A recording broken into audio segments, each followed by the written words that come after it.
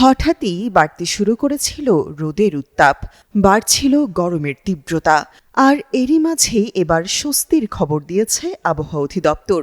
আগামী ২৪ ঘন্টার পূর্বাভাসে বলা হয়েছে দেশের ৮ বিভাগে বজ্রসহ বৃষ্টি হতে পারে, সেই সঙ্গে কোথাও কোথাও মাঝারি থেকে ভারী বৃষ্টি হতে পারে।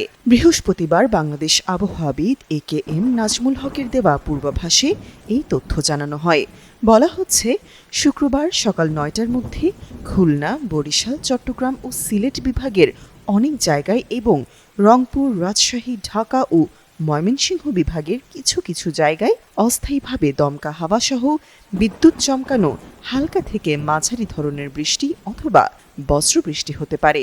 সেই সঙ্গে সারা দেশের কোথাও কোথাও মাঝারি থেকে ভারী বর্ষণ হওয়ারও আশঙ্কা রয়েছে। শনিবার থেকে সোমবার অবধি সকাল ৯টা থেকে পরবর্তী ২৪ ঘন্টায় সব বিভাগেই অস্থায়ীভাবে দমকা হাওয়াসহ বিদ্যুৎ চমকানো হালকা অথবা মাঝারি ধরনের বৃষ্টি অথবা বজ্রবৃষ্টি হতে পারে। এছাড়া আগামী ৫ দিনের মধ্যে বৃষ্টিপাতের প্রবণতা অব্যাহত থাকতে পারে বলেও জানিয়েছে সংস্থাটি।